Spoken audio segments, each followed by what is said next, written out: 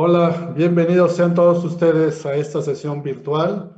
La Sociedad Mexicana de Oncología, en nombre de nuestro presidente, el doctor Héctor Martínez Said, y el Laboratorio Bristol Myers Squibb, le damos la más cordial bienvenida a la sesión. El día de hoy tocaremos lo que es el nab-paclitaxel en cáncer de páncreas, experiencia clínica, para lo cual tendremos a dos distinguidos y brillantes oncólogos que nos harán la presentación de diversos casos clínicos.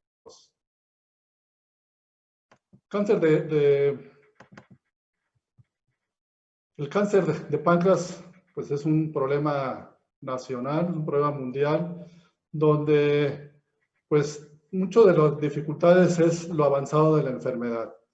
De acuerdo a información que tenemos registrada en el hospital que yo laboro, cáncer de páncreas ocupa el tercer lugar dentro de las patologías digestivas, solo por detrás de cáncer colorectal y estómago. Una de las dificultades es que, aparte de su alta incidencia a nivel mundial, es que es una patología con alta mortalidad.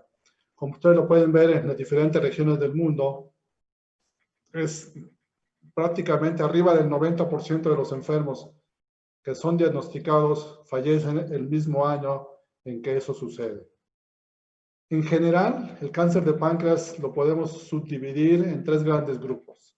La enfermedad resecable, con un pequeño porcentaje de 10, incluso hay regiones que lo recomiendan con un 20%, donde la mediana de supervivencia va más allá, en promedio de entre 20 y 24 meses. Un segundo grupo de la enfermedad localmente avanzada, no metastásica, pero no resecable, con un 30-40% de ellos, con la mediana de supervivencia de 9 a 13 meses.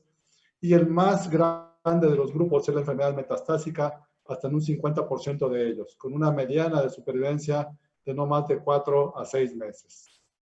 Estos son fotos de tomografía de diferentes pacientes, donde es común ver la enfermedad metastásica en este grupo. Los objetivos y el principal abordaje del tratamiento sistémico en cáncer de páncreas metastásico pues es mejorar sus síntomas, mejorar su calidad de vida e incrementar por algunos meses la supervivencia. Para ello, el manejo sistémico desde hace ya algunos años partió básicamente de la fluoropirimida 5-fluoruracilo, posteriormente se incorpora la gemcitabina y por mucho tiempo, por muchos años, se han ido tratando de ensayar algunos medicamentos con algunos beneficios discretos. Posteriormente llegaron algunas moléculas denominadas terapias blanco y recientemente tenemos la inmunoterapia y algunas otras terapias dirigidas, pero para una mínima o un pequeño porcentaje de los enfermos. Cada vez que necesitamos o que vamos a prescribir un tratamiento sistémico, pues tomamos en cuenta varios factores, entre ellos, y lo que es lo principal, es el estado funcional de los enfermos, comorbilidades y algunos otros. Como les había mencionado, y esta es la primera publicación donde se compara gemcitabina versus fluoracilo, que era el esquema estándar, eso ya hace 23 años, y fue donde aparentemente ya empezó a despuntar el tratamiento sistémico. Se han ensayado la combinación de gemcitabina con otras moléculas, como las fluoropirimidinas, los platinos, irinotecan, pero los resultados han sido marginales, sin ninguna relevancia o significancia estadística, pero que seguramente muchos de los que nos están escuchando han estado utilizando diversas combinaciones. Pero fue hasta el año del 2011 en el cual se presentó el trabajo de folfirinos, la combinación de 4 fármacos, versus la gemcitabina, que era el manejo estándar en esa época, y se demostró que la combinación de 4 fármacos incrementaba la supervivencia a 11 meses versus casi 7 meses con solo monodroga. Igual fue el impacto en la supervivencia libre de progresión con la combinación folfirinos, donde el 52% de los enfermos estaban vivos a 6 meses versus 17% con solo gemcitabina. Pero solamente 2 años después, con la incorporación de nab-paclitaxel, una molécula que si bien no es joven, ya su inicio se aplicó para pacientes con cáncer de mama, se hizo la combinación nab-paclitaxel con gemcitabina y eso fue publicado en el año 2013, donde demostró que la combinación de dos fármacos era superior a lo que el gemcitabine como el esquema estándar de ese tiempo, con una reducción en la mortalidad del 28%, y eso se mantuvo en lo que es la supervivencia libre de progresión de 5.5 meses versus 3.7 meses a favor nab-paclitaxel gemcitabine. Para entonces, tenemos dos combinaciones estándar para esquemas de primera línea, donde siempre a veces surge cuál es mejor, qué debería de usar folfirinos o usar nab-paclitaxel gemcitabine, y uno de los parámetros de comparación pues, es la toxicidad.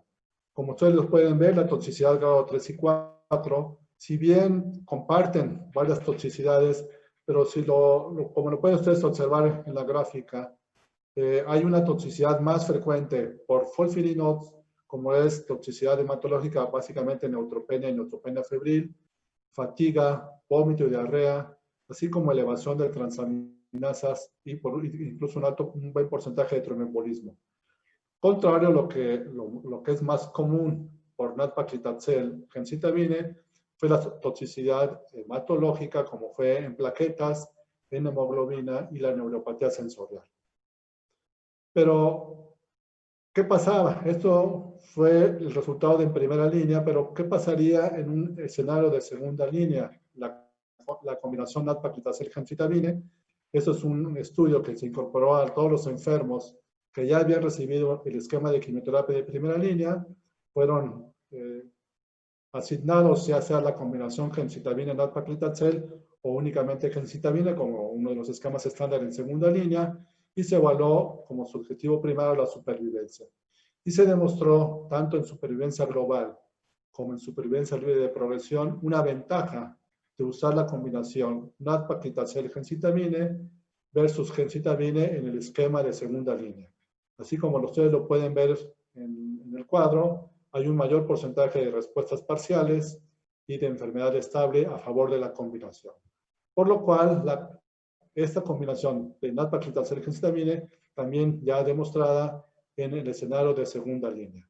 Existen algunos reportes diversos del uso de esta combinación. Es un estudio chino publicado en el 2017, donde ellos vieron que el grupo de pacientes que habían recibido nab-paclitaxel-gemcitabine tenían un mayor periodo de supervivencia libre de progresión en comparación con los que habían sido iniciados con folfirinos.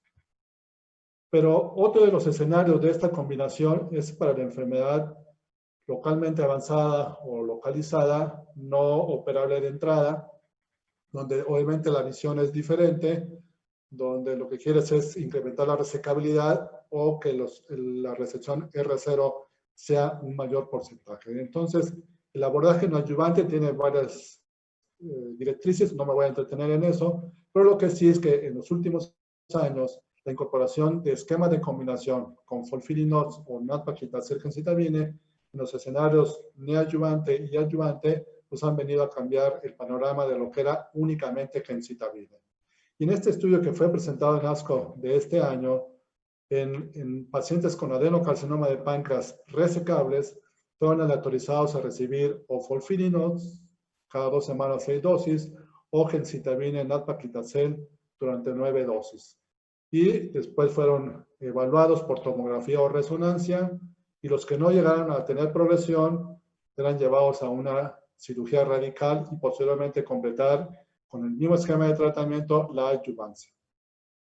Lo que fue la supervivencia a 2 años como su objetivo principal, como ustedes lo pueden ver, ellos estaban buscando que fuera superior a 56% de supervivencia a 2 años, lo cual se logró con los dos esquemas de tratamiento. Lo que sí que gemcitabine tiene una mediana de supervivencia de 23 versus 22 meses con el brazo de folfirinos. Y si ustedes, datos relevantes, es que la supervivencia libre de enfermedad post cirugía, 14 meses con el brazo de gemcitabine nab-paclitaxel versus 11 meses con el brazo de folfirinos. Entonces, como ustedes pueden ver, el nab-paclitaxel poco a poco se ha venido incorporando al manejo de estos enfermos. Primero fue para enfermedad metastásica en primera línea, segunda línea, y actualmente también está incorporado en los esquemas neoadyuvante y seguramente lo tendremos en el escenario adyuvante. Gracias por su atención. Ahora tengo el honor de presentar a nuestra ponente, una de nuestras ponentes estrellas, es la doctora Gabriela Regalado, oncólogo médico que actualmente labora en el Hospital ABC en la Ciudad de México. Y ella nos compartirá, igualmente nos hará una remembranza de lo que ha sido el papel de nab-paclitaxel en casos que ella ha tenido. Nos presentará varios casos clínicos y hará una disertación de su labor con estos enfermos.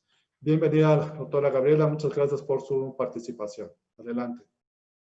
Muchas gracias, doctor Calderillo, por cederme la palabra. Y bueno, pues primero agradecer la invitación a Bristol y bueno, sobre todo estar aquí con todos ustedes compartiendo esta noche en una sesión de la Sociedad Mexicana de Oncología. Y bueno, yo creo que esta noche es importante que podamos compartir las experiencias reales del uso de este medicamento. Sobre todo sabemos que la llegada de este medicamento a nuestro país fue prácticamente hace poco más de 2 años. Entonces creo que el poder compartir la experiencia real en ese sentido es fundamental, y más en cáncer de páncreas, donde todos sabemos que cuando nos enfrentamos en la consulta a un paciente con cáncer de páncreas, prácticamente siempre sabemos que el pronóstico es ominoso, ¿no? Y en este contexto siempre tenemos en mente que la calidad de vida del paciente es fundamental para poder ofrecer cualquier tratamiento en este sentido. ¿Por qué es tan agresivo el cáncer de páncreas? Desafortunadamente no hay datos de algún escrutinio para este tumor y no da una sintomatología temprana. Es decir, la mayoría de los pacientes llegan con síntomas que prácticamente nos ponen en un parteaguas en este contexto, ¿no? La mayoría de ellos se presentan con un cuadro de un síndrome ictérico. Y bajo este sentido, como bien mencionó el doctor Calderillo previamente, la mayoría está ya en enfermedades localmente avanzadas. Asimismo, la enfermedad metastásica es temprana, y esto creemos que es por parte del mismo biología molecular del tumor, y posiblemente algunos datos de quimioresistencia, que no sabemos si tiene que ver con este aumento en el estroma del tumor. Pacientes que tienen síntomas asociados a citocinas también podría ser otra de las cuestiones por las cuales esos pacientes llegan con una baja de peso muy abrupta, es decir, en pocos meses bajan mucho peso, más que en otras neoplasias.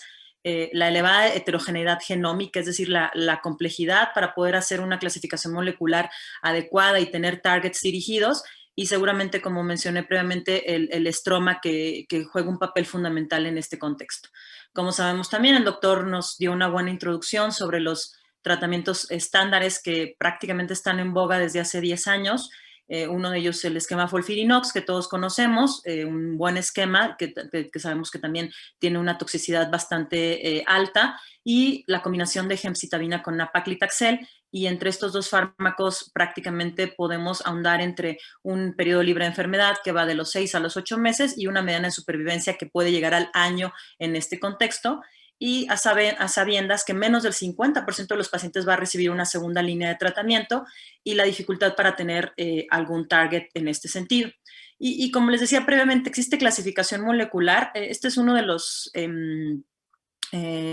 mejores clasificaciones que puede subrogarse. Sabemos que las principales alteraciones genómicas que podemos encontrar en el cáncer de páncreas son las asociadas a la presencia de la activación de oncogenes, como es la proteína KRAS, que se presenta en más del 90-95% de estos tumores, así también como la inactivación de genes supresores de tumor, como la proteína, como el TP53, como en SMAD4, y bueno, también algunas parte de la alteración en aquellos que tienen inestabilidad microsatelital, o en todas estas alteraciones en la reparación del DNA.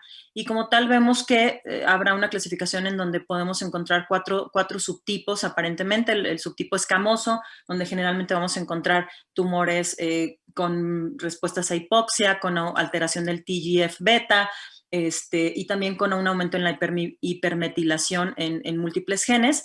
Y vemos incluso como al tiempo una supervivencia más ominosa en este contexto. Algunos otros de los subtipos oncológicos o moleculares, como el ADEX, que tiene que ver con con alteraciones exócrinas, el inmunogénico con alteración de la reparación del DNA y el progenitor también con algunos de los linajes asociados sobre todo a la función endocrina del páncreas.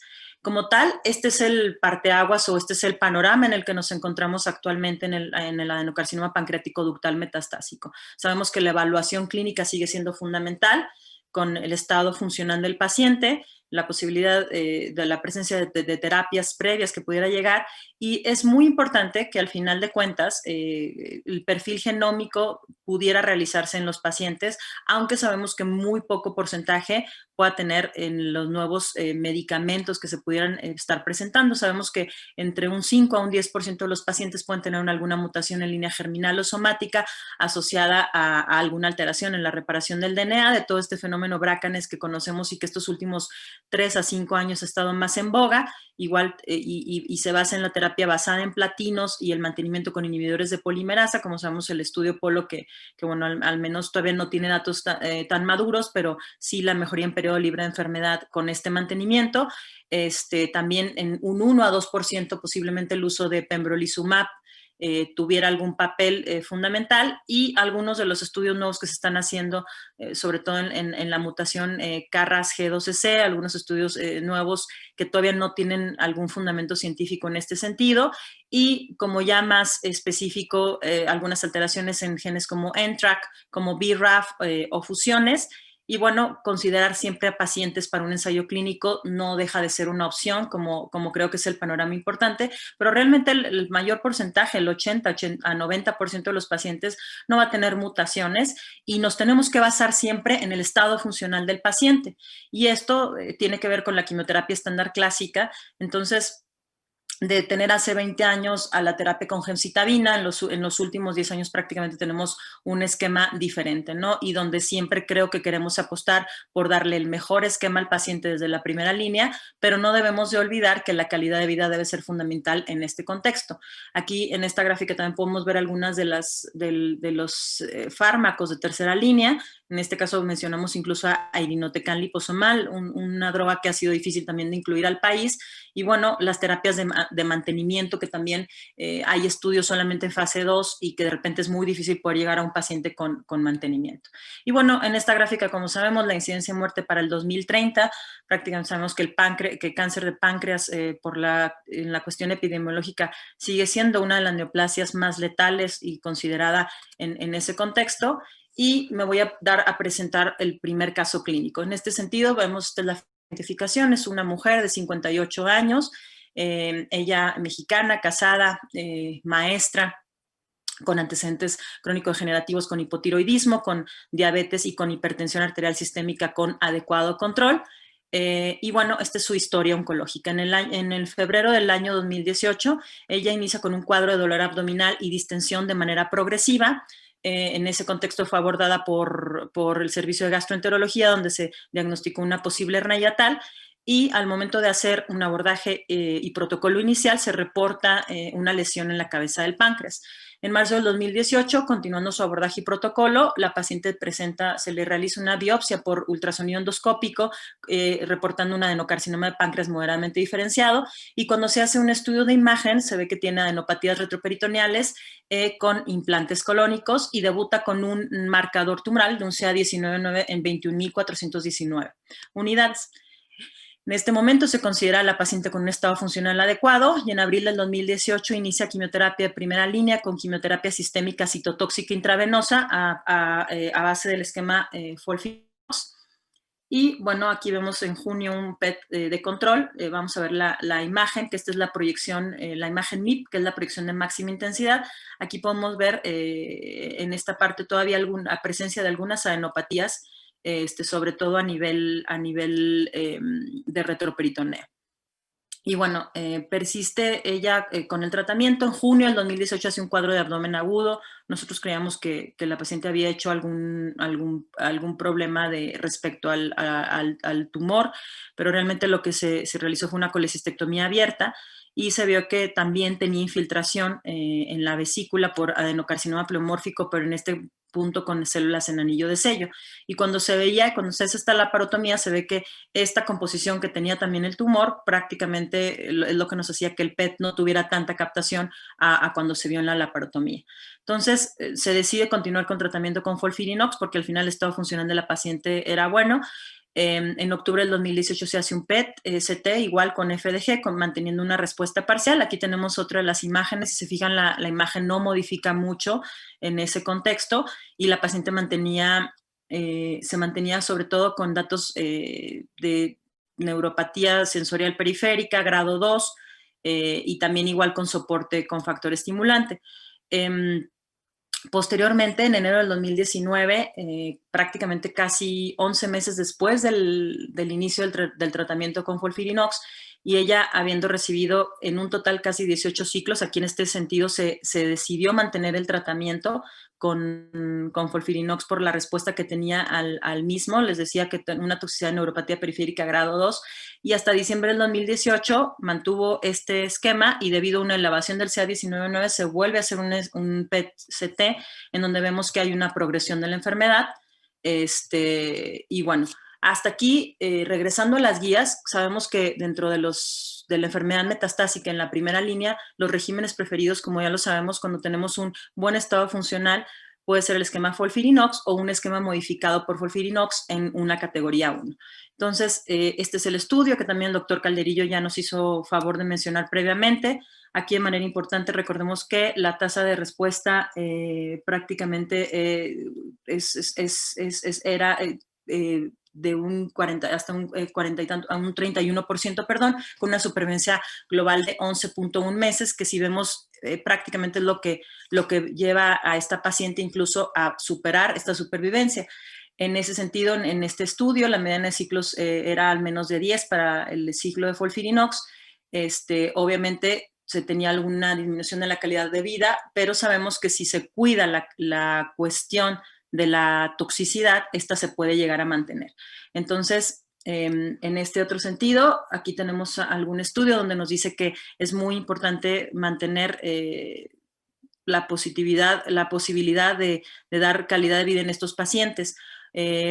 Por lo cual, si tú tienes un paciente con un estado funcional de 0, es fundamental, si lo puedes llevar a tantos ciclos, poder mantener esa toxicidad controlada en este contexto. Aquí tenemos otro estudio, que también es un estudio de la vida real, que se presentó también en ESMO el 2014, y prácticamente nos decía muy parecido a la supervivencia global con el esquema FOLFIRINOX a 10.8 meses, por lo cual se seguía considerando como un esquema en primera línea, siempre y cuando recordemos que la selección del paciente debía llevarnos a menores de 76 años, con ECOG de 0 prácticamente, sin problemas cardiovasculares y con valores normales de bilirrubina, que así había sido el debut de la paciente. En este otro estudio que presento, es un estudio fase 2, donde aquí este es el esquema de la modificación en este esquema, donde prácticamente realmente la supervivencia global también es a 10.2 meses, sin alguna diferencia en ese contexto. En enero del 2019, cuando la paciente presenta progresión de la enfermedad, decidimos cambiar a segunda línea de tratamiento, como bien mencionó el doctor Calderillo, con el esquema ya comentado, que es el esquema de Gemzar-Nab-Paclitaxel, y empezamos el tratamiento para la paciente, el cual se llevó a cabo prácticamente hasta septiembre del 2019, manteniendo una enfermedad estable sin cambios significativos en comparación con el estudio previo. Aquí tenemos prácticamente el PET, que seguía mostrando una estabilidad importante de la enfermedad. Y para enero del 2020, que fue este año, el último ciclo con gemcitabina y nab-paclitaxel se dio, y esto prácticamente la llevamos a 10 ciclos de tratamiento. Nosotros estábamos muy impresionados de que la paciente pudiera seguir respondiendo, manteniendo una adecuada calidad de vida. Este es el PET que les muestro para este año, y aquí lo que decidimos es dar una tercera línea con un tratamiento a base de un esquema con capecitabina y oxaliplatino, en la cuestión de que la paciente había mejorado la parte de la neuropatía. Estos son algunos del esquema de los antígenos del CA19-9. Vemos cómo hasta marzo, como todo el año pasado que recibió el esquema Gemzar-Nab-Paclitaxel, el antígeno se mantuvo relativamente estable, es decir, manteniendo datos de enfermedad estable, y prácticamente hasta enero, que es cuando elevó a 1616, y posteriormente hasta 6000, es cuando decidimos el cambio a una tercera línea de tratamiento, que es donde entramos con este esquema. y hasta agosto de este año, que fue que se mantuvo con 6 ciclos de tratamiento en tercera línea, tenemos una progresión de la enfermedad. La paciente presentó un cuadro de carcinomatosis peritoneal que la llevó a la defunción en octubre del 2020. Como antecedentes y por qué importantemente decidimos mantener más también datos de tratamiento con oxaliplatino, a ella le hicimos un perfil genómico amplio desde diciembre del 2018, encontrando hallazgos en mutación en ATM, así también como en KRAS G12C, que es una de las alteraciones más frecuentes en cáncer de páncreas, pero encontrar ATM nos llevó a pensar que podría tener ella un fenómeno de esta alteración en estos pacientes que tengan alguna sensibilidad posiblemente a los platinos, y esto fue lo que nos hizo llevarla a un esquema de FOLFIRINOX más ampliado, a un rechallenge con oxaliplatino, pero nos llama la atención también en segunda línea cómo llevamos a una paciente prácticamente casi a más de 24 meses de supervivencia en ese sentido. Y para eso también tenemos las características que había en el grupo de los pacientes con el estudio EMPACT, que también el doctor nos hizo favor de ya mencionar. Vemos aquí que en este estudio, aparte también de los pacientes que estaban en un estado funcional adecuado, también podíamos meter pacientes que tenían un Karnofsky hasta 70 aproximadamente, con un buen número de pacientes en ese sentido, y que de otra manera importante, muchos de estos pacientes tenían el CA19-9 muy elevado. Sabemos que el nab-paclitaxel es un fármaco que se caracteriza por tener una diferencia con el paclitaxel normal que conocemos, porque utiliza la nanotecnología y a través de una transitosis entra directamente o se puede acumular más hacia el estroma, que es lo que inicialmente se pensó que en pacientes con cáncer de páncreas que tienen tanto estroma, es decir, y que tienen un microambiente tumoral muy basado en la matriz extracelular, podría ser un medicamento que forzosamente pueda entrar y tener un mejor contrapunteo en la respuesta a estos pacientes. Sabemos también que en este otro estudio que se publicó en el 2015 de Goldstein, es donde vemos los estudios de madurez de nab-paclitaxel, y vemos, y seguramente tendrá que ver esto a lo mejor con nuestra paciente, que supervivientes largos, es decir, a más de 3 años, se podían identificar en el brazo de nab-paclitaxel, ¿no? Hasta un 4% prácticamente podían llegar a seguir vivos. Sabemos que los estudios en supervivencia global, en el estudio que incluyó a más de 800 pacientes, son tasas de respuesta de un 23%, con 8.5 meses de supervivencia global, pero vemos aquí en esta otra imagen cómo hasta los 42 meses, un 3% de los pacientes puede seguir todavía vivo. Y bueno, no nada más encontramos esta variedad, sino que también sabemos que si este esquema se inicia en una primera línea, también podemos llevar a una segunda línea donde nos puede aumentar la supervivencia global, ¿no? Entonces, aquí vemos que casi 39% de los pacientes que reciben esto en primera línea podrían recibir una segunda línea, lo cual es un dato bastante interesante, sabiendo que un 50% de los pacientes en enfermedad metastásica pueden no llegar a tener una segunda línea. Entonces, esta es la gráfica del cuadro, donde vemos cómo prácticamente el iniciar primera línea con Gemzar nab-paclitaxel también es una opción importante, interesante, más en pacientes que tienen un Karnofsky de 90, y por esta razón la segunda línea también es parte de este tratamiento. Y aquí vamos a ver el caso clínico número 2, donde presentamos otra mujer, 68 años, mexicana, casada, ocupación ama de casa, y había tenido sin antecedentes de enfermedades crónicas, solamente tabaquismo positivo durante 3 años, a razón de 2 cigarrillos diarios, que estaba suspendido hace más de 40 años. Y ella inició en febrero de 2017, fue una de nuestras primeras pacientes, y ella igual fue un abordaje por un síndrome ictérico. Tenía una lesión en la cabeza del páncreas que requirió colocación de una prótesis biliar, la cual se realizó prácticamente en 3 ocasiones, porque inicialmente se le había colocado una prótesis biliar de plástico, posteriormente fue la metálica, y la paciente tenía una enfermedad locorregionalmente avanzada. Entonces, aquí decidimos dar tratamiento también con quimioterapia sistémica intravenosa a base de esquema FOLFIRINOX. En algún punto nos hizo una toxicidad por cuadro de colangitis secundaria a la prótesis biliar, y después de prácticamente 7 ciclos de tratamiento, hasta septiembre del 2017, la paciente presenta prácticamente una enfermedad estable, sin deterioro de su calidad de vida, y hicimos una tomografía contrastada, manteniendo una respuesta parcial.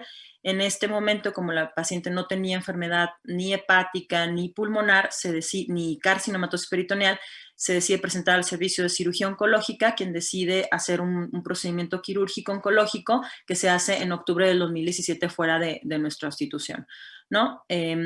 Aquí, perdón, que creo que ya no se presentó una de las imágenes, pero bueno, en enero del 2018 la paciente regresa después de la cirugía, regresa otra vez a nuestro servicio, y lo que vemos aquí es que obviamente la paciente tenía una recurrencia temprana con una lesión en cola de páncreas, que era parte de lo que había quedado, con un SUV de 5.3 y un tejido sólido hipodenso que rodeaba la arteria y la vena mesentérica superior, la vena porta, la esplénica y la hepática, catalogándolo como una enfermedad recurrente, si no es que pudiera haber sido una progresión de la enfermedad en lo que fue la recuperación quirúrgica.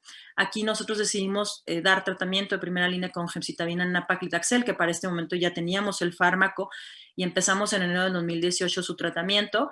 Prácticamente la paciente en este momento, que ya venía de una primera línea con FOLFIRINOX más una cirugía oncológica grande que tardó en recuperarse y con una recurrencia, o se podría llamar incluso progresión, pues prácticamente su ECOG ya estaba en un 80%. Entonces decidimos iniciar esta línea y nos sorprendimos porque al final, hasta noviembre del 2018, fue cuando tuvimos un incremento en el tamaño y metabolismo de lesiones nuevamente. Esta es la proyección de máxima intensidad de la paciente. Y con ella, en diciembre del 2018, decidimos una segunda línea, pero con irinotecan liposomal y 5-FU, donde iniciamos 3 ciclos, y desafortunadamente en enero del 2019 presentó un EB6 isquémico que la lleva a una defunción. Y bueno, como sabemos, dentro de las otras opciones de la primera línea, que tenemos la posibilidad en los estudios de fase 2 de nab-paclitaxel por respuestas que pueden ser hasta el 48%, y con un mayor beneficio. Aquí vemos prácticamente cómo funciona el nab-paclitaxel irrumpiendo el estroma de las células tumorales. Y esto me lleva al caso clínico número 3. En este es un masculino de 64 años, mexicano, casado, de ocupación profesionista, tabaquismo positivo suspendido 10 años previos y con antecedentes también de diabetes mellitus tipo 2 con adecuado control, un EPOC relativamente controlado y un antecedente previo de haber tenido un seminoma puro a los 30 años, tratado con cirugía y en aquel entonces con radioterapia adyuvante. Él inicia en mayo del 2017 y se presenta con una lumbalgia de 4 a 6 meses de evolución, con una ictericia súbita. Prácticamente habían creído que la lumbalgia tenía que ver por el hecho de tener un dolor crónico o una contractura muscular, y en junio del 2017 una hiperbilirrubinemia con bilirrubinas totales de 5. Se le hace una colocación de prótesis por el servicio de gastro y es donde nos interconsultan. La tomografía con una lesión en cabeza de páncreas con obstrucción de la vía biliar, múltiples lesiones hepáticas, se hace una biopsia de una de ellas y con datos de adenocarcinoma de páncreas. En julio del 2017, me voy a llevar antes de empezar la primera línea, quiero mostrarles, estas son las imágenes, porque también tenía múltiples lesiones pulmonares. Aquí vemos la imagen de la tomografía de tórax más la tomografía de abdomen, donde vemos en la parte central la lesión de cabeza de páncreas y múltiples lesiones pulmonares, que incluso se decidió hacer una biopsia para saber si no tenía que ver alguna recurrencia en la parte pulmonar de como un segundo primario o como el antecedente del seminoma. Realmente coincidió que también era un adenocarcinoma de páncreas. Y bueno, en junio del 2017 se decide iniciar tratamiento de primera línea con gemcitabina y nab-paclitaxel. Aquí también se logró obtener el medicamento, y en este sentido fue por el hecho de que el paciente tenía un estado funcional de 80 por la presencia de las lesiones pulmonares. Entonces, inició su tratamiento y hasta diciembre del 2017 presenta progresión de la enfermedad, sobre todo a nivel pulmonar, y aquí de lo que decidimos es iniciar un tratamiento a segunda línea con esquema basado en FOLFIRINOX. Aquí obviamente hicimos un FOLFIRINOX modificado con disminución de la dosis. Esta es la imagen de la progresión que tenía el paciente en la cuestión pulmonar. Y bueno, hasta prácticamente de diciembre a marzo del 2018 se suspendió el tratamiento por las imágenes que estoy presentando a continuación, con una progresión pulmonar bastante importante. y presentando esto prácticamente en mayo del 2018 de función, ¿no? Quedándose los últimos 2 meses solamente en cuidados paliativos y un paciente con una presentación de una enfermedad fulminante por múltiples lesiones hepáticas, pulmonares y con un debut de prótesis, de requerir prótesis biliar, casi presentando 12 meses de esto. ¿Y qué tenemos de experiencia en el Centro Médico ABC? Este es algún póster que presentó uno de los residentes del Centro Médico ABC, en donde lo que se intentó hacer era un estudio retrospectivo, obviamente solamente tiene un carácter de un análisis observacional, y donde revisábamos aquí, lo interesante era la evaluación de los pacientes que han cursado con Gemzar Nab-Paclitaxel, y se ve cómo pacientes con FOLFIRINOX tenían un aumento en el deterioro de la calidad de vida, prácticamente, ¿no? Sabemos que se requieren muchos más casos para esto, pero prácticamente los pacientes con Gemzar Nab-Paclitaxel muy a la par e incluso con mejoría en la calidad de vida en ese sentido.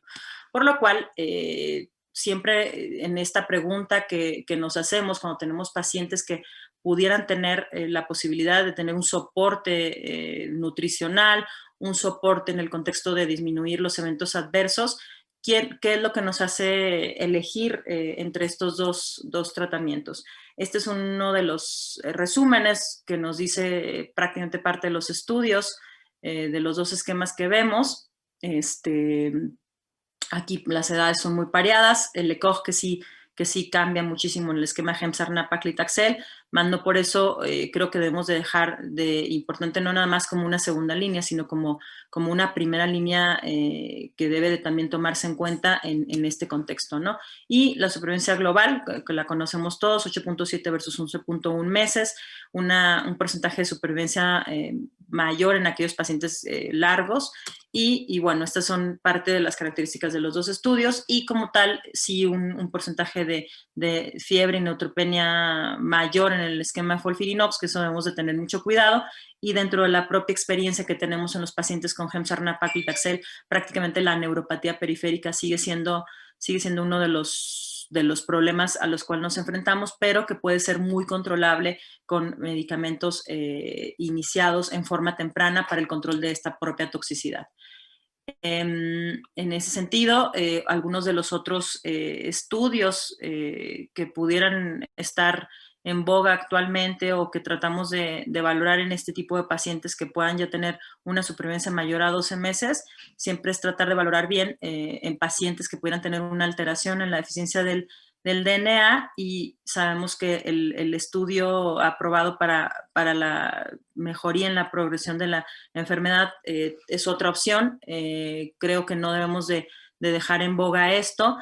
Asimismo, como les mencioné al principio, una de las estrategias para pacientes que tengan una buena respuesta a esta primera línea y no cambiarte, creo que es una pregunta muy importante. Estos pacientes que puedan llegar a tener una respuesta buena en la primera línea y no cambiarte por progresión, si sabemos que debemos de continuar o no un mantenimiento. Está el estudio PAN-OPTIMOX, donde realmente se podría valorar un mantenimiento con dosis de 5-FeB-leucovorin en aras de mejorar la parte de la disminución de la toxicidad, pero sin una respuesta viable en ese sentido, ¿no? Entonces creo que siempre la individualización del paciente es fundamental en este contexto. Como conclusiones, prácticamente hay consistencia en los 2 esquemas de tratamiento, es decir, los 2 esquemas de tratamiento son manejables, podemos manejar las toxicidades. Creo que es importante tener conocimiento de los 2. Creo que aunque no hay un estudio estadístico específico, creo que el hecho de utilizar un esquema y posterior el otro es completamente válido, y sobre todo va a tener que ver bien en aras del estado funcional del paciente, ¿no? Que creo que eso es lo que nos ha enseñado en este último tiempo, y creo que el añadir en Nab-Paclitaxel es completamente válido, y la experiencia prácticamente la vemos incluso en pacientes que tienen muchísima enfermedad en ese sentido. Y bueno, nunca dejar atrás la participación en los ensayos clínicos en los pacientes. la opción de Gemzar Nab-Paclitaxel en un ECOG de 2 es también importante, y como les comenté antes, la secuencia siempre debe ser elegida de acuerdo a las características del paciente y la elección del médico, muy posiblemente más que en eficacia, ¿no? Que esto ya tendrá que ver en aras del expertise de manejar estos fármacos, que creo que es fundamental poder compartir esta experiencia con ustedes. Y bueno, hasta aquí les dejaría una gráfica en ese sentido, en donde podemos compartir los esquemas en este estatus funcional de los pacientes y tratar de siempre valorarlo en aras de la calidad de vida, sobre todo en pacientes que sabemos que pueden tener una supervivencia corta y pasarla mal también. Y bueno, hasta aquí sería mi presentación. Dejo la pantalla para continuar al siguiente ponente. Muchas gracias. Muchas gracias, doctora. Prácticamente nos diste con 3 casos clínicos el papel o la participación de la combinación nab-paclitaxel gemcitabine en adyuvancia, primera línea y segunda línea. El primer caso muy relevante y muy buen resultado. Gracias nuevamente. A continuación tenemos la presencia del doctor Daniel Motola. Él es oncólogo médico, actualmente trabaja en el hospital del Hospital Médica Sur. Él también es pues, un destacado oncólogo, en el cual nos compartirá también los casos clínicos y su experiencia que ha tenido con el uso del nab-paclitaxel. Doctor Motola, bienvenido y gracias de antemano. Muchísimas gracias, doctor Calderillo. Para mí es un honor estar con ustedes dos en esta sesión, y gracias a BMS y gracias a SMEO por haberme invitado a presentar estos casos clínicos. Ya me dejaron la parte más fácil. Muchas gracias, y agradecer al doctor Héctor Buerba, que es residente de tercer año de oncología, que por la premura del tiempo me ayudó mucho a recabar los datos para presentar estos casos clínicos que son muy interesantes. Entonces vamos a empezar con el primer caso clínico. El primer caso clínico se trata de un hombre de 61 años de edad, como antecedentes de importancia, un padre diagnosticado de cáncer de próstata a los 72 años, tabaquismo suspendido a los 35 años con un índice tabáquico de 16, algunas enfermedades crónicas como hipertensión arterial sistémica e hiperuricemia bien controlada. Interesante, es raro ver pacientes que tienen 2 primarios, sin embargo, él tuvo un cáncer de colon localizado en 2008, fue un estadio 3 y recibió tratamiento con hemicolectomía izquierda y posteriormente le dieron quimioterapia adyuvante. Y como la mayoría de estos pacientes de cáncer de páncreas, el paciente estaba completamente asintomático, y en mayo del 2017, durante la vigilancia por el cáncer de colon en una tomografía de abdomen, se muestra la presencia de un tumor en cola de páncreas, sin otro tipo de lesiones a otro nivel, sin metástasis. Se hace una biopsia y la biopsia salió positiva para un adenocarcinoma de páncreas. En un principio se pensó que pudiera haber sido una metástasis del tumor que le quitaron 9 años antes, sin embargo se confirmó que era un adenocarcinoma de páncreas. Se hizo en junio del 2017 una pancreatectomía distal con esplenectomía. El CA 19-9 postoperatorio fue de 6. Recibió QTRT adyuvante. Aparentemente le dieron tratamiento con gemcitabina y radioterapia y concluyó en agosto del 2017.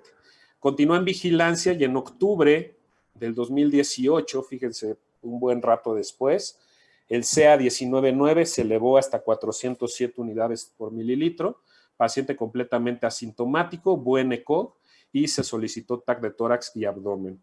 En la TAC de tórax principalmente se muestra ahí cómo se ven varios nódulos pulmonares pequeñitos, realmente asintomáticos, que no deterioraban obviamente la calidad de vida del paciente, múltiples nódulos sólidos con realce al medio de contraste, pequeñitos, 6.5 milímetros, y el lecho pancreático sin datos de recurrencia. El 21 de noviembre del 2018 inició nab-paclitaxel, 250 miligramos, ahí está mal la dosis de gemcitabina, son 1000 miligramos. Recibió 3 ciclos con muy buena tolerancia, únicamente presentó fatiga grado 1, náusea grado 1 y neutropenia grado 1.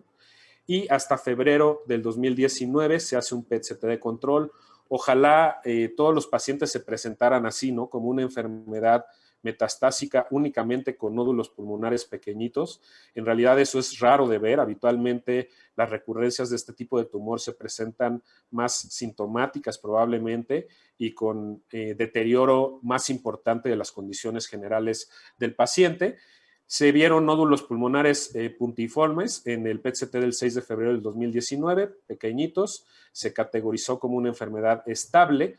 Se dieron 3 ciclos adicionales de nab-paclitaxel y gemcitabina. Ya empezó a aumentar la toxicidad, principalmente a nivel de fatiga y a nivel de neutropenia, por lo cual se iniciaron factores de crecimiento de granulocitos. Y en PET-CT del 20 de mayo del 2019 continúa con los nódulos pulmonares pequeñitos, con una enfermedad estable.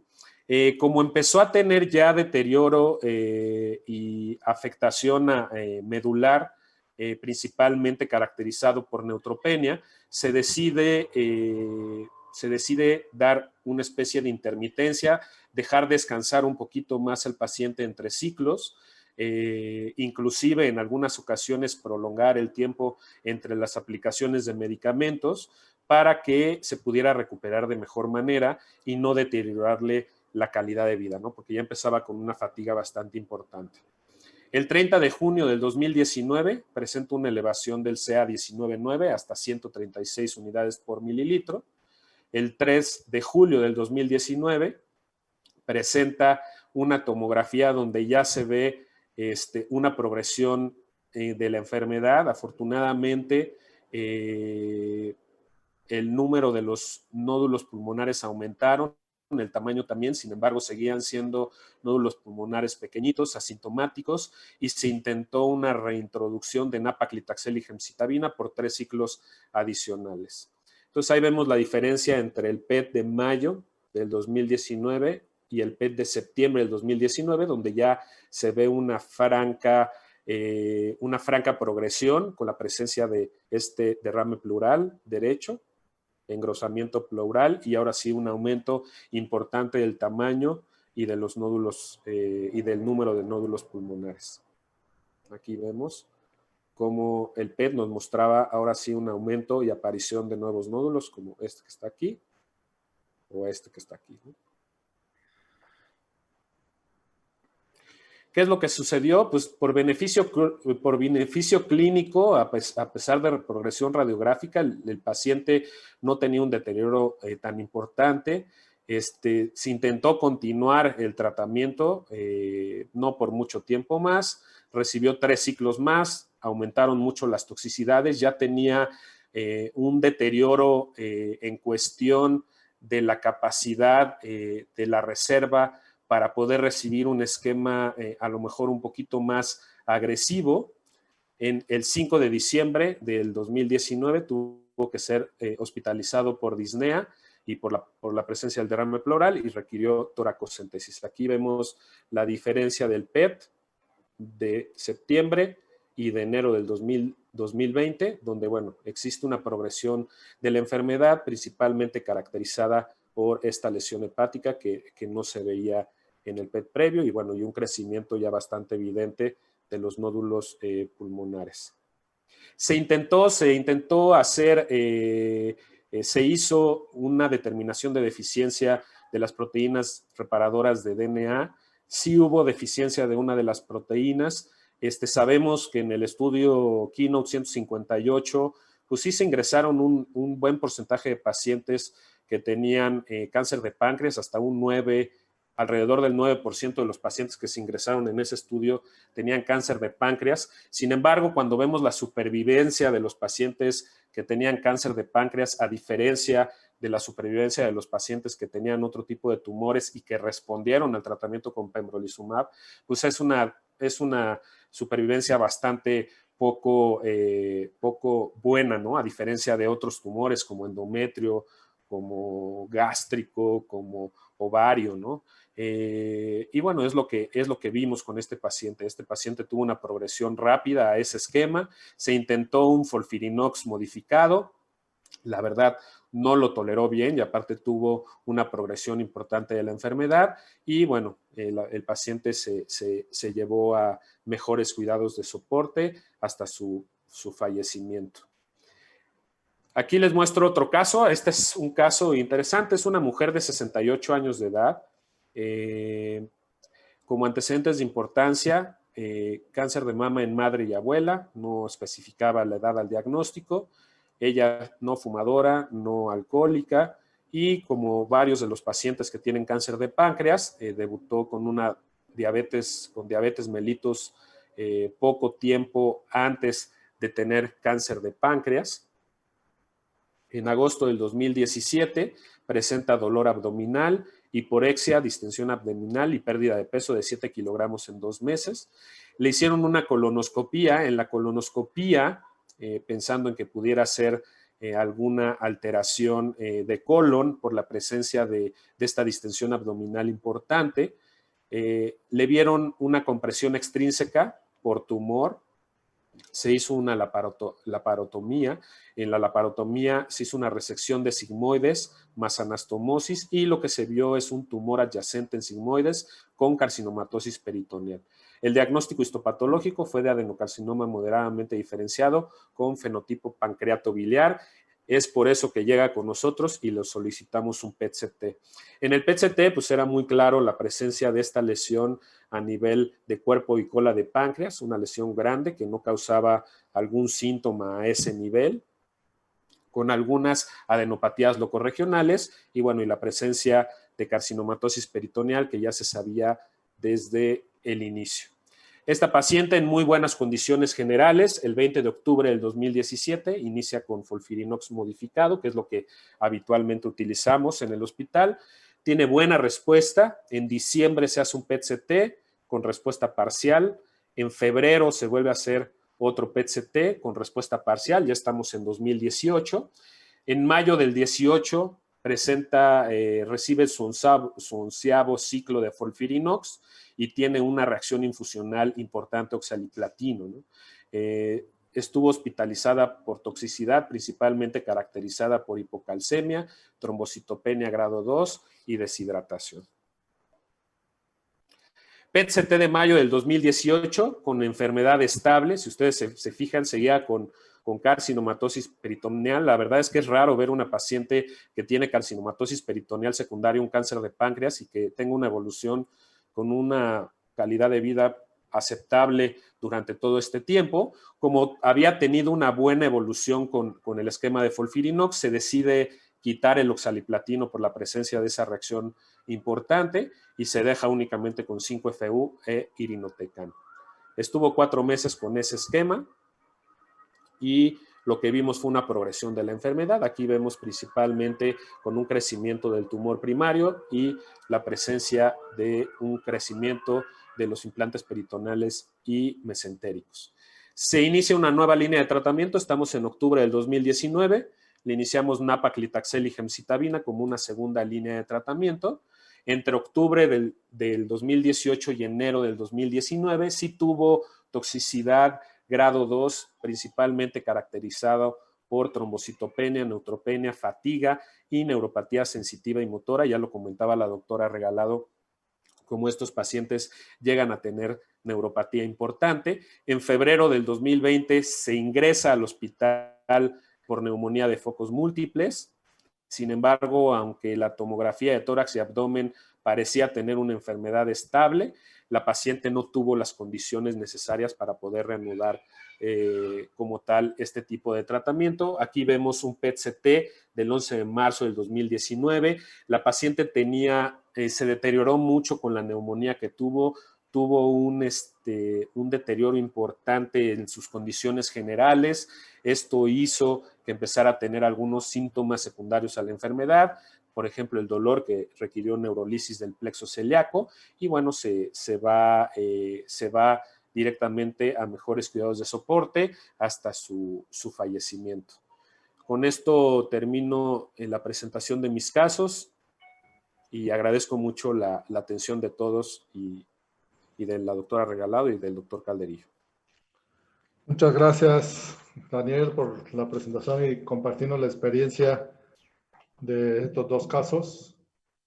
Los invito a todos nuestros participantes, todos los que están conectados en esta sesión, a que puedan mandar sus preguntas. Ya tenemos algunas, las cuales estaremos contestando. Pues empezamos la sesión de preguntas, obviamente para ambos. ¿Cómo decidir en un paciente con enfermedad metastásica? ¿Cómo decidir o cómo deciden ustedes si le doy nab-paclitaxel, gemcitabine o le doy FOLFIRINOX? De acuerdo a lo que se ha presentado, lo que hemos coincidido es de que pues, están las dos alternativas de tratamiento, pero ustedes, ¿cómo deciden qué esquema elegir de uno o del otro? Gaby, empezamos contigo. Gracias, doctor. Pues yo creo que siempre esta es justamente la pregunta que nos hacemos todo, ¿no? De primera intención, yo creo que el poder tener dos esquemas en primera línea válidos, con objetivos claros en supervivencia libre de enfermedad, en supervivencia global, pues siempre nos hacen tener al menos más opciones. Y poder tener, incluso tratar de llevar a una segunda línea a un paciente, pues también nos hace tener más opciones en una enfermedad tan agresiva como es cáncer de páncreas. Entonces, prácticamente, como les dije yo al principio de la charla, y creo que esto es algo que sigue siendo en boga, creo que el estado funcional del paciente es lo que a mí me hace decidir, ¿no? Yo generalmente lo que recomiendo mucho es que nos basemos en la característica del paciente, en la edad, en las comorbilidades están controladas o no, niveles también de desnutrición, de nutrición son muy importantes, como viene siendo la prealbúmina, algunos niveles fundamentales para ese sentido, y sobre todo mediar, como siempre lo aclaro mucho, que el paciente tenga una adecuada función medular, una adecuada función hepática, una adecuada función renal. Creo que aquí la respuesta en ese contexto, en un status performance menor del 90%, está muy clara para poder decidir con Gemzar, nab-paclitaxel.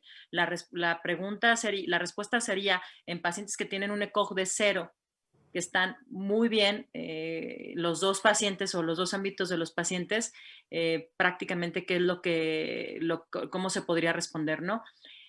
Aquí también podemos ahondar en otro contexto, ¿no? Si el paciente pudiera tener algún antecedente heredofamiliar de algún cáncer familiar asociado a páncreas, pues yo creo que también el contexto de utilizar una línea basada en platinos es muy válido, aunque no tengas un perfil genómico hecho y aunque el porcentaje sea menor. Lo que pasa es que el porcentaje de estos pacientes es menor porque no los hacemos. Seguramente en 5 años este porcentaje aumentará. Y por último, dependiendo de la carga tumoral, aunque sabemos que el estudio con Gemzar, nab-paclitaxel tiene varios sitios metastásicos, creo yo que también eso nos puede a nosotros ayudar a poder definir cuál sería el mejor esquema para poder tomar esta decisión. Entonces, el siempre utilizar un tipo de algoritmo para poder hacer la elección en tu paciente, creo que es fundamental en ese contexto, ¿no? Ok, gracias. Daniel, el doctor Mola, algo que quieras así muy puntual. ¿Cómo Pues, haces tú?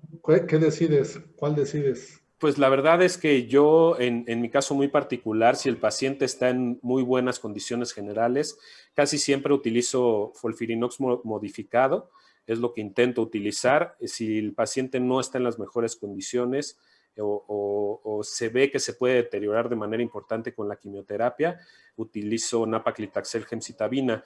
Lo bueno de hoy en día es que estos nuevos tratamientos nos permiten llegar a una segunda línea de tratamiento que con lo que utilizábamos hace 10 años era prácticamente imposible. Los pacientes tenían una chance nada más, ¿no? Y es por eso que yo tomo ese tipo de decisiones. Gracias. Fíjense que me llama la atención, afortunadamente, bueno, este es un tema y un abordaje multidisciplinario y me llama mucho la atención. Hay varios cirujanos oncólogos que están participando y nos han mandado, pues, hay una buena cantidad de preguntas, muy en particular, las voy a englobar todas. Lo que preguntan mucho es en el escenario neoadyuvante. Es obvio que pues, lo que hemos aprendido en la enfermedad metastásica lo hemos ido llevando a etapas menos avanzadas. Por mucho tiempo dábamos gemcitabina en neoadjuvancia, cuando era el caso, en enfermedad no resecable. Después se brincó al borderline y se incorporó el FOLFIRINOX. Y entonces, obviamente hay algunos resultados prometedores. Entonces la pregunta, que son varios cirujanos que preguntan, en el escenario, tanto en borderline como en el que puede ser resecable o no resecable, pero no metastásico, donde las condiciones del enfermo son buenas, no es como en la etapa avanzada, sino son relativamente buenas. ¿Qué saben ustedes o qué conocen de FOLFIRINOX o nab-paclitaxel gemcitabine? Pues yo en lo personal, doctor, cuando veo este tipo de pacientes, aunque sabemos que tienen enfermedades, entre comillas, potencialmente resecables o irresecables no metastásicas, yo siempre intento utilizar de manera neoadyuvante igual FOLFIRINOX modificado, intentando tener una buena respuesta de la enfermedad, ver que el paciente tolere el tratamiento, ver si podemos reducir el tamaño del tumor y con eso lograr que el tumor sea resecable. Si después de ese tratamiento no hay datos de progresión, porque muchos de estos pacientes aún, o sea, hay un porcentaje bastante alto de estos pacientes que a pesar del tratamiento con quimioterapia tienen progresión de la enfermedad durante la quimioterapia. En ocasiones pueden pasar un esquema inclusive de QTRT para ver si eso los puede hacer resecables, ¿no? Que también la QTRT en páncreas es complicada porque hasta el 70% de los pacientes que reciben un esquema de QTRT terminan hospitalizados o no terminan el tratamiento, entonces también es complejo. Y si no progresan a pesar de todo esto, porque también un grupo grande de los pacientes llegan a progresar, entonces sí pensar en una cirugía, aunque hay algunos grupos que prefieren dar únicamente el tratamiento con quimioterapia y si eso es suficiente para hacer resecable la enfermedad, pues lo resecan, ¿no? Yo he tenido algunas experiencias malas de dar quimioterapia, de hacer una resección en este tipo de pacientes y que tengan una progresión rápida y explosiva, ¿no? A lo mejor es algo personal que me ha sucedido y por eso intento hacerlo en pasos, ¿no? Ok, gracias. Gaby, ¿algo que quieras agregar? Sí, digo, yo la verdad es que ahí comparto mucho la opinión con el doctor Motola. Creo que tanto en el estudio PRODIGE como en los estudios de neoadjuvancia e incluso en los estudios de adyuvancia, la tasa de respuesta es mayor con el esquema de un triplete, la combinación de FOLFIRINOX, ¿no? Entonces, obviamente todos estos pacientes que se pudieran llegar a ser borderline, sí, la elección con FOLFIRINOX sería la estrategia, aunque no por esto una elección con gemcitabina, nab-paclitaxel tampoco se queda atrás, ¿no? Lo que pasa es que los estudios en este contexto favorecieron al grupo de FOLFIRINOX y al final estamos hablando de otra enfermedad, pero a sabiendas que estas enfermedades, yo pensaría que todavía no hay estudios tan consistentes como para, y esto es una discusión muy interesante, como para decir que una vez que inicias tratamiento neoadyuvante, llegas a una cirugía y como para decir que estos pacientes se podrían quedar ya en vigilancia. No creo que la enfermedad micrometastásica persiste e incluso yo casi creería que estos tumores siguen siendo muy agresivos, ¿no? Entonces, pienso que faltan estudios para poder estandarizar muy bien los pasos en ese contexto, pero mi respuesta sería que creo que el esquema de triplete en cuestión de tasa de respuesta pudiera ser una mejor opción. De acuerdo, pero fíjense que más en borderline, lo que sí se ha visto es que no es tanto el porcentaje de respuesta. A veces, incluso eso lo platico yo con los cirujanos, a veces es no tanto que respondan por imagen, porque a veces muchos de ellos incluso tienen enfermedad estable, pero logran resecarlos. Lo que sí, creo que la mayoría coincidimos es que si vamos a dar una neoadyuvancia, tiene que ser con combinación. Puede ser 2 drogas o más. Hacerlo con solo monodroga es prácticamente insuficiente. falta información, claro que sí falta información, pero pues, yo creo que la mayoría coincidimos en dar quimioterapia de combinación. La otra cosa que nos preguntan nuestros compañeros quirúrgicos es,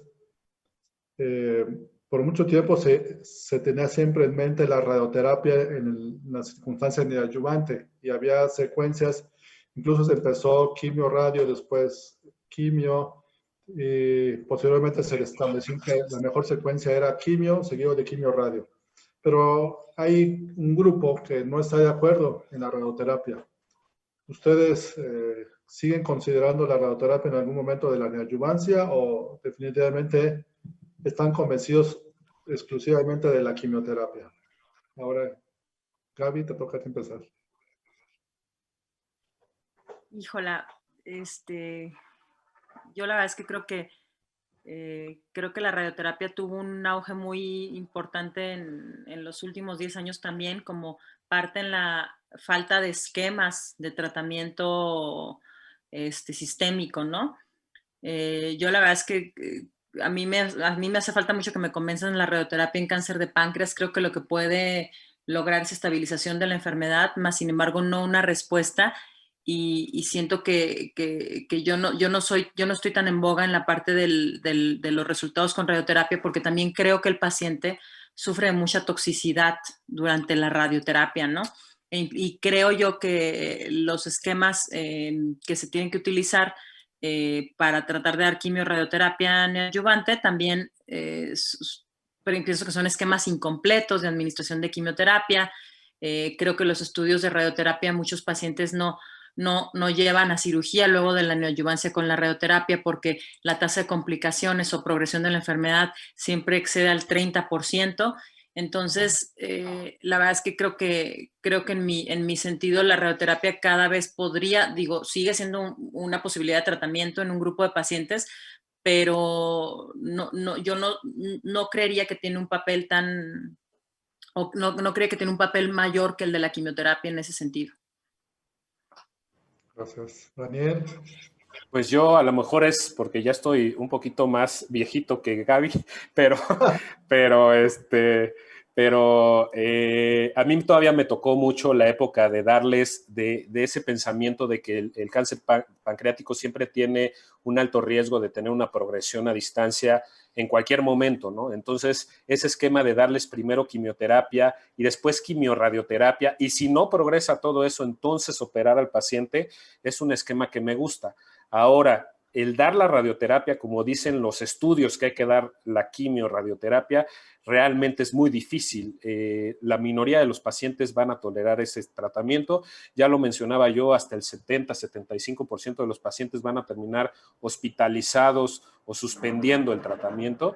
Pero bueno, a lo mejor por escuela, bajando bastante la dosis de la quimioterapia y dando una radioterapia con aparatos de última generación, creo que todavía se puede lograr algo en eso, ¿no? Gracias. Hay 3 preguntas de lo mismo, pero quiero nomás contestar sí o no. ¿Ustedes han utilizado nalpaclitaxel, gemcitabine en neoadyuvancia? ¿Daniel? No. No. Gaby. No. Okay. ¿Estarán abiertos a usarlo o definitivamente seguirán con FOLFIRINOX? Sí estaríamos abiertos. Yo sí. Ok. Ahora viene una secuencia de preguntas del esquema en circunstancia, en enfermedad metastásica. Preguntan, ¿hay algún cuidado especial? Es un médico que no ha utilizado nalpaclitaxel y lo quiere usar. ¿Algún cuidado especial que debo de tener ahora que indica un primer paciente nalpaclitaxel? Y si hay alguna precaución especial en cuanto a algún filtro que se debe utilizar como el Tapsol, el paclitaxel convencional. Pues yo lo único que le recomendaría al doctor que quiere empezar a utilizar nalpaclitaxel es, yo lo que hago con los pacientes es tomarles una biometría hemática previo a cada aplicación de tratamiento, no previo a cada ciclo, previo a cada aplicación, porque sí tiene, aunque el grado de neutropenia no es muy alto, sí está alrededor de un 38%. Entonces yo hago biometría hemática y tener cuidado nada más con la neuropatía, ¿no? Muy similar a lo que sucede con paclitaxel normal. Gaby, en base a esto, dos preguntas. ¿Tú utilizas algún factor estimulante de colonias profiláctico o no lo usas? Sí, prácticamente igual que el doctor Motola, creo que el cuidar la biometría hemática siempre es importante y solamente utilizo el factor estimulante de colonias en caso de una profilaxis secundaria, ¿no? Que es como sería lo ideal en este contexto. Y creo yo que en los pacientes, creo la tolerancia, sobre todo la disminución de la fatiga, yo lo he vivido mucho, doctor. Prácticamente los pacientes tienen una fatiga muy leve, a diferencia del FOLFIRINOX, ¿no? Donde creo que mejora muchísimo es en menos fatiga y también menos diarrea y alteraciones del tubo digestivo, que creo que es donde tiene un premio muy importante el uso de Gemzar, nab-paclitaxel, a diferencia del esquema FOLFIRINOX. Y pienso yo que aunque nab-paclitaxel, como conocemos el paclitaxel, la neuropatía es importante, no comparable nunca con la del oxaliplatino, ¿no? Yo siempre trato de cuidar mucho la toxicidad y recomiendo iniciar de una manera temprana neuromoduladores. Sabemos que las recomendaciones con duloxetina o con algunos neuromoduladores como pregabalina o gabapentina siempre debe de estar indicada, y creo que esa es la mejor tolerancia que se le puede dar al paciente. Gracias, Gaby. Uno de los inconvenientes pues, es la neurotoxicidad por oxaliplatino. Entonces, lo que hemos hecho en otras patologías, cuando damos FOLFIRINOX, pues es a veces quitar la droga que está causando problemas. ¿Qué recomendaciones ustedes les pueden dar al público en el mantenimiento? ¿Y qué usan? Si es que usan ustedes mantenimiento, ¿y qué hacen? ¿Quién quiere contestar? ¿Daniel? Yo la verdad es que, híjole, por causas de tolerancia, no me gusta mucho dar un mantenimiento, a menos de que obviamente tengamos algún criterio para darle mantenimiento con olaparib, ¿no? Por ejemplo, que sea una mutación BRCA, pero en pacientes con cáncer de páncreas no me gusta el hecho de suspender un medicamento, también a lo mejor por malas experiencias de suspender medicamentos y tener progresión de la enfermedad, una rápida progresión de la enfermedad. Yo, si no hay una buena tolerancia al tratamiento, prefiero pasarlos a una segunda línea, entre comillas, temprana, ¿no? Ok, gracias. ¿Tú, Gaby? Híjole, la verdad, como el caso que presentaba, la verdad es que yo siempre considero al cáncer de páncreas una enfermedad súper agresiva. Sé que los esquemas de stop and go son importantes porque tienes que dejarle un respiro al paciente, tienes que dejarlo descansar. Muchas veces hacemos esto, pero yo soy muy pro mantenimiento y yo prefiero siempre tratar la toxicidad en un inicio muy temprano, que creo que eso es lo que lleva a considerar el poder tener un mantenimiento. Es decir, creo yo que llevar un mantenimiento a un paciente es rarísimo, o sea, casi nunca vamos a tener un paciente en mantenimiento. Y cuando lo logramos tener, yo preferiría reducir la dosificación, hacer esquemas de modificados, pero sí cuidar mucho la toxicidad inicial, ¿no? Cuando tenemos un grado 1 de toxicidad, y mantener hábitos higiénico-dietéticos del paciente de una manera muy importante, que creo que en todas las quimioterapias debe ser algo fundamental, ¿no? Yo siempre creo que la quimioterapia es, pues digo, yo soy oncóloga, creo que la quimioterapia es un veneno que salva vidas, ¿no? Y debemos de utilizarlo como tal, ¿no? Cuando la quimioterapia se emplea mal es cuando al paciente le va mal, pero bajo ningún sustento debemos de dejar que la toxicidad empeore. De acuerdo. Obviamente eso es muy dinámico y dependiendo de lo que vaya presentando el enfermo. Yo lo que habitualmente yo hago es, depende de la toxicidad que se tenga. Y lo que sí he visto que es el problema es el oxaliplatino. En el caso que tú presentaste, Gaby, el primero que presentaste que duró 18 ciclos de tratamiento, sí hay, obviamente hay enfermos que pueden recibir incluso más, pero son de los que a lo mejor en algún momento yo sí retiro el oxaliplatino, si es que hay alguna toxicidad relacionada con oxaliplatino. El irinotecan, como que la principal toxicidad son los primeros ciclos. Después como que el paciente se acomoda y puede uno tener 20, 25 ciclos y no pasar a mayores. Y yo creo que sí, esto es muy, muy dinámico. Pues bueno, ya nada más para la última pregunta. La final es, porque hay varias preguntas de lo mismo. Si ustedes conocen, si existen estudios de calidad de vida que respalden el uso de nab-paclitaxel, gemcitabine versus folfirinos. ¿Saben algo ustedes? La verdad, yo no recuerdo un estudio como tal de calidad de vida. Me parece que en Folfirinox sí hay un estudio de calidad de vida. No recuerdo en gemcitabina, nab-paclitaxel, ahorita un estudio de calidad de vida. La verdad, yo no recuerdo. Sí, igual, hay en gemcitabina, ¿no? Pero como tal, lo que hay es la demostración del un head-to-head que hubiera fundamental de uno y otro, no hay como tal más que la comparación que se hace extrapolada. Muy bien. Pues agradezco a ambos, Gaby, Daniel, su brillante y oportuna participación. Realmente compartir su experiencia con esta droga que, pues, al fin y al cabo es una droga en combinación que es útil en cáncer de páncreas y no solo para enfermedades metastásicas, sino ahora en etapas más tempranas. Faltará información incluso para el escenario adyuvante, pero no dudo que también sea parte en poco tiempo, parte del escenario de estas combinaciones. Pues agradezco nuevamente a ustedes por su participación, agradezco a la sociedad mexicana y en nombre del doctor Héctor Martínez Said y Bristol Myers Squibb, agradezco a todos su participación y la conexión a esta sesión académica virtual. Pasen buenas noches, hasta luego. Buenas noches a todos, gracias. Buenas noches.